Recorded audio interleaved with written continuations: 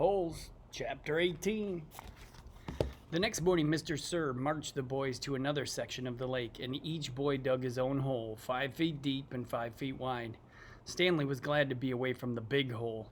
At least now he knew just how much he had to dig for the day, and it was a relief not to have other shovels swinging past his face or the warden hanging around. He dug his shovel into the dirt, then slowly turned to dump it into a pile.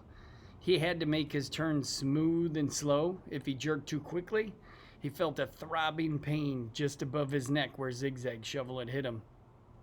That part of his head between his neck and his ear was considerably swollen, like puffed out. There were no mirrors in camp, but he imagined he looked like he had a hard-boiled egg sticking out of him. The remainder of his body hardly hurt at all. His muscles had strengthened, like he's gotten stronger, and his hands were tough and calloused, so he doesn't get blisters anymore. He was still the slowest digger, but not all that much slower than Magnet. Less than 30 minutes after Magnet returned to camp, Stanley spat in his hole. After his shower, he put his dirty clothes in the crate and got out his box of stationery. He stayed in the tent to write the letter so Squid and the other boys wouldn't make fun of him for writing to his mother. Dear Mom and Dad, so this is in italics to show that this is his letter. Camp is hard but challenging. We've been running obstacle courses and have to swim long distances on the lake. Tomorrow we learn.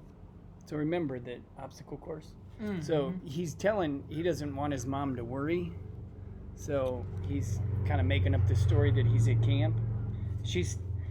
Stanley stopped writing as Zero walked into the tent. Then he returned to his letter.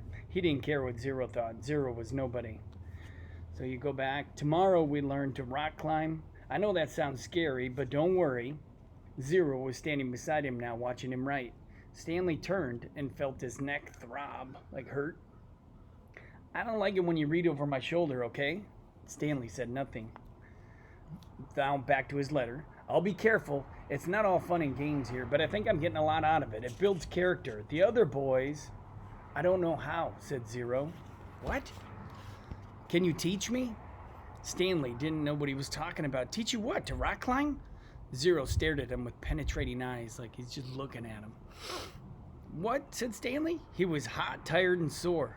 I want to learn to read and write, said Zero. Stanley let out a short laugh. He wasn't laughing at Zero. He was just surprised. All this time, he thought Zero was reading over his shoulder. Sorry, he said. I don't know how to teach. After digging all day, he didn't have the strength to try to teach Zero to read and write.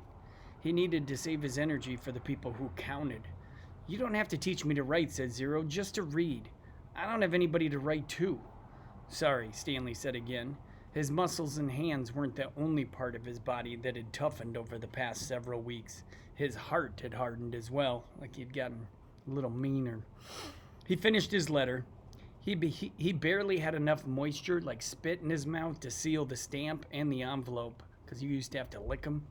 It seemed that no matter how much water he drank, he was always thirsty.